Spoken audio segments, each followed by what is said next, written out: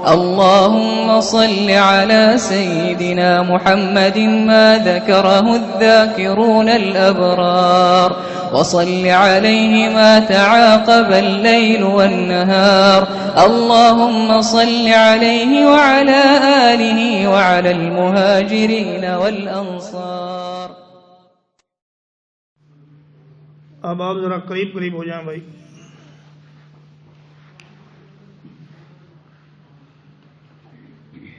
نبی کریم صلی اللہ علیہ وسلم کو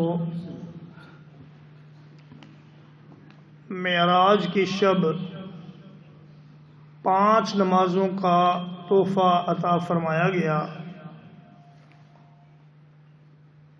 اور فرمایا کہ یہ 5 نمازیں ہیں، لیکن آپ کی امت کو ثواب 50 نمازوں کا ملے گا. یہ وہ فریضہ ہے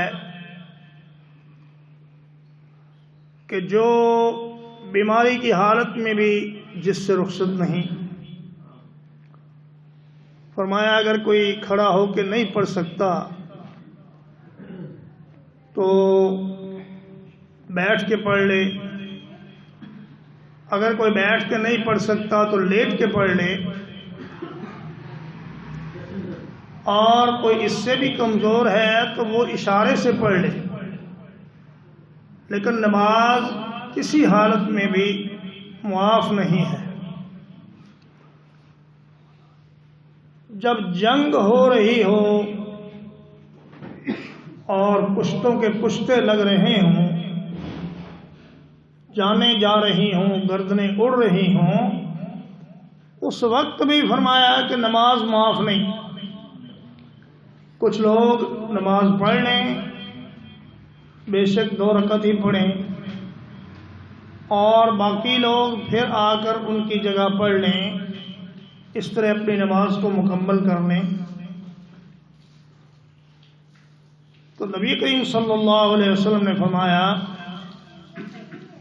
کہ حبب الی من دنیاکم ثلاث،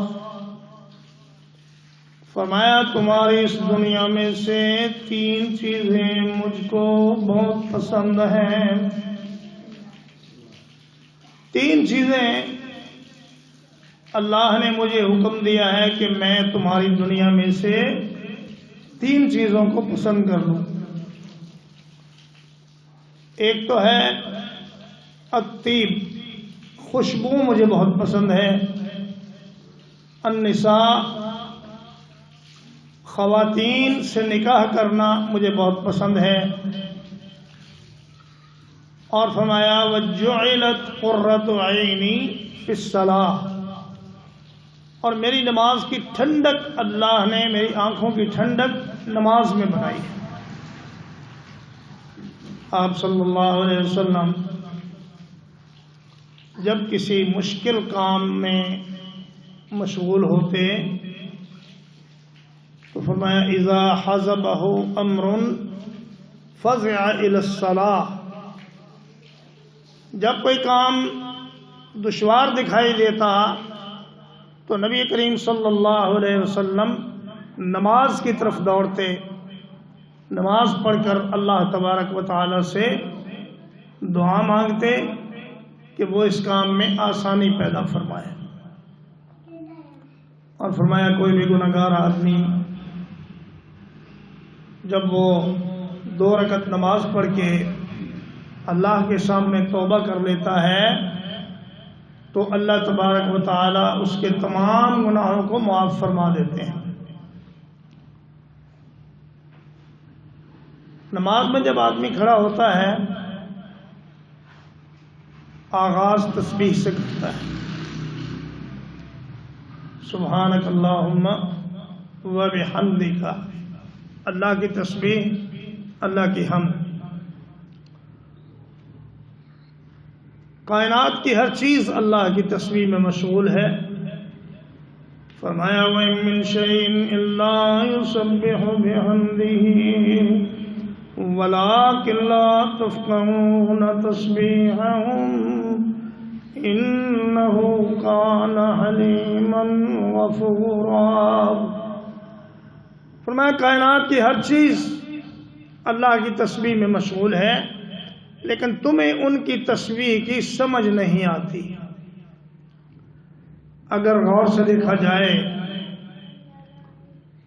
تو جتنے بھی درخت ہیں یہ سب حالت قیام میں ہیں، اور جتنے بھی چوپائے ہیں یہ سارے کے سارے حالت رکوع میں ہیں، اور جتنے بھی کیڑے مکوڑے ہیں اور حشرات الارض ہیں یہ سب سجدے کی حالت میں ہیں۔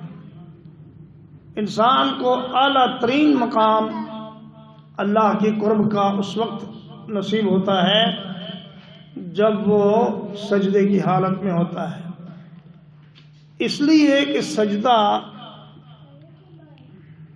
کسی مالک و خالق کے سامنے انتہائی ذلت اور پستی کی حالت ہے۔ جب آپ اپنا وہ سر جسے اٹھا کر لوگوں میں چلتے ہیں اور بڑی عزت اور فخر سے لوگوں کے درمیان رہتے ہیں، جب اسی سر کو آپ نے اللہ کی بارگاہ میں جھکا دیا تو پھر اللہ تعالیٰ فرماتا ہے کہ اب میرا یہ بندہ میرے قریب ترین حالت میں ہے، اس وقت یہ جو مجھ سے مانگے گا میں اسے عطا کروں گا۔ اور فرمایا کہ سجدے کی حالت میں کثرت سے دعا کیا کرو تاکہ اللہ تعالیٰ تمہاری دعائیں قبول فرمائے اور تمہارے مسائل حل فرمائے۔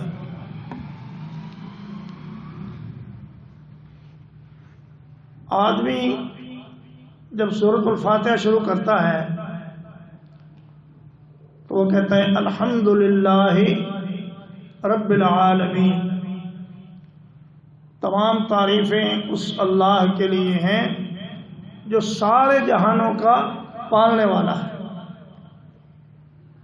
تو سب سے پہلا سبق جو اللہ کی کتاب ہمیں دیتی ہے وہ یہ ہے کہ اللہ تعالی ہی ساری کائنات کا رازق ہے، ان کا پالنے والا ہے، ان کو ان کی ضروریات مہیا کرنے والا ہے۔ اور قرآن مجید کا اختتام بھی لفظ رب پہ ہوا، فرمایا قل اعوذ برب الناس، کہہ دیجئے میں اس کی پناہ میں آتا ہوں جو سارے جہان کا رب ہے۔ اور قبر میں بھی سب سے پہلا سوال یہی ہوگا کہ مر ربک، اے بندے بتا تیرا پالنہار کون ہے، تیرا پروردگار کون ہے، تیرا رزق دینے والا کون ہے۔ اگر تو اس نے زندگی میں اللہ کو اپنا رب سمجھا ہوگا تو وہ وہاں کہہ سکے گا ربی اللہ، میرا رب اللہ ہے۔ اور اگر کسی نے دکان کو اپنا رب سمجھا ہوگا، ملازمت کو اپنا رب سمجھا ہوگا، یا پھر کاروبار کو اپنا رب سمجھا ہوگا، تو وہ یہ نہیں کہہ سکے گا کہ ربی اللہ۔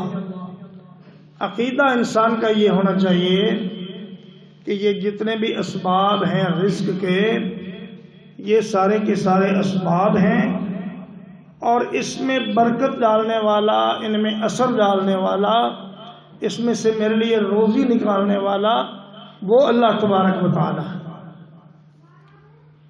اور جب یہ بات طے ہو گئی کہ روزی اللہ کے ذمے ہے، فرمایا وما من دابۃ فی الارض الا علی اللہ رزقها، روزی جب اللہ کے ذمے ہے تو پھر جھوٹ بولنے کی ضرورت کیا ہے، پھر گاہک کے ساتھ دو نمبری کرنے کی ضرورت کیا ہے، پھر دھوکہ دہی کی ضرورت کیا ہے، پھر کم تولنے کی ضرورت کیا ہے، اور ایک نقلی چیز کو اصلی بنا کر بیچنے کی پھر ضرورت کیا ہے۔ جو آدمی یہ کام کر رہا ہے گویا وہ اس بات کا عملاً اظہار کر رہا ہے کہ میرا یقین اس ہیرا پھیری پر ہے، میری رازق یہ ہیرا پھیری اور دو نمبری ہے، اللہ میرا رازق نہیں ہے۔ اگر ہم چیزوں کو سوچیں ذرا گہرائی میں جا کر تو ہماری زندگی کے روزانہ کے چھوٹے چھوٹے کام اپنے اندر بڑے بڑے معانی رکھتے ہیں اور ان کے بڑے گہرے اور دور رس اثرات ہیں ہماری زندگیوں پر بھی اور ہماری زندگیوں کے بعد۔ تو اہل علم فرماتے ہیں کہ 5 نمازیں انسان کو 5 مواقع پر بڑا کام آئیں گی۔ یہ 5 مواقع ایسے ہیں کہ ہر انسان کو ان میں سے لازماً گزرنا ہے۔ کوئی فرد بشر ان 5 مراحل سے بچ کے نہیں گزر سکتا۔ پہلا مرحلہ ہے موت کا مرحلہ۔ جب انسان کی جان اس بدن سے نکالی جاتی ہے اس وقت بھی نماز انسان کے کام آئے گی اور اس کی جان فرشتے بڑے آرام سے نکالیں گے اور بڑی عزت و اکرام سے اس کی روح کو بڑے خوشبودار کپڑوں میں لپیٹ کر آسمانوں کی طرف لے جائیں گے۔ دوسرا مرحلہ ہے بھائی قبر کا۔ ہر انسان کو قبر میں جانا ہی جانا ہے، حتیٰ کہ جو سمندر میں غرق ہو گیا ہے وہ بھی قبر ہی میں ہے۔ اللہ تبارک و تعالی کوئی میت جہاں بھی ہے وہ اس کے لیے وہیں پہ ایک قبر کا ماحول بنا دیا جاتا ہے، اور قبر میں نماز پڑھنے والے آدمی کو نماز بہت کام آئے گی، اس لیے کہ اس وقت وہ دیکھے گا کہ گویا کہ عصر کا وقت ہے اور سورج غروب ہو رہا ہے۔ جب اس سے سوال کیا جائے گا تو وہ کہے گا بھائی ٹھہرو ذرا، اللہ کے فرشتوں میں پہلے نماز پڑھ لوں پھر آپ کو جواب دوں گا۔ تو وہ کہیں گے جاؤ تم کامیاب ہو، ہمیں پہلے ہی سے پتا تھا کہ تم نماز کے پابند ہو اور نماز کے عامل ہو، اس لیے ہم تمہیں کچھ نہیں کہنے والے۔ اور تیسرا مرحلہ ہے بھائی حشر کا، جس دن انسان کو قبر سے اٹھایا جائے گا اور اللہ کے حضور پیش کیا جائے گا۔ یہ پیش کرنے کی بھی مختلف کیفیات ہوں گی۔ کسی کو مجرموں کی طرح باندھ کر لایا جائے گا، کسی کو باعزت طریقے سے سواریوں پر بٹھا کر لایا جائے گا، اور کسی کو وفد کی شکل میں اللہ کی بارگاہ میں پیش کیا جائے گا۔ اور چوتھا مرحلہ ہے پل صراط کا، جب وہ تلوار سے باریک اور تلوار سے تیز اور بال سے باریک اس آدمی کے لیے بن جائے گی جو نماز نہیں پڑھتا ہوگا۔ نماز پڑھنے والے انسان کے لیے پل صراط سے گزرنا اس طرح آسان ہو جائے گا کہ جیسے ہوا کے جھونکے کے ساتھ کوئی آدمی ایک طرف سے دوسری طرف چلا گیا۔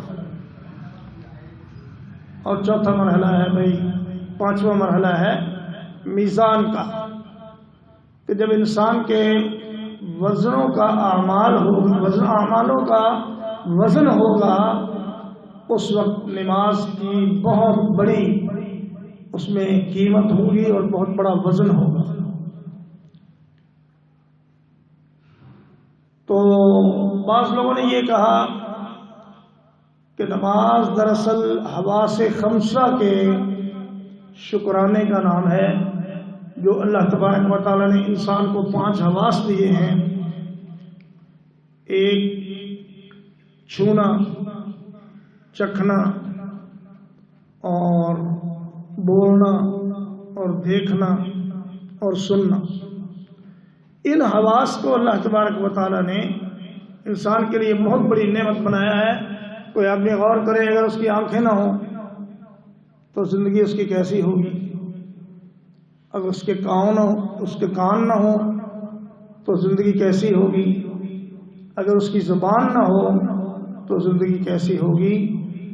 ان نعمتوں کا شکرانہ اسی میں ہے کہ آدمی ان نعمتوں کو اللہ کی اطاعت میں اور تابعداری میں لگائے، اور نہ صرف 5 وقت نماز پڑھے بلکہ نوافل کا بھی اہتمام کرے۔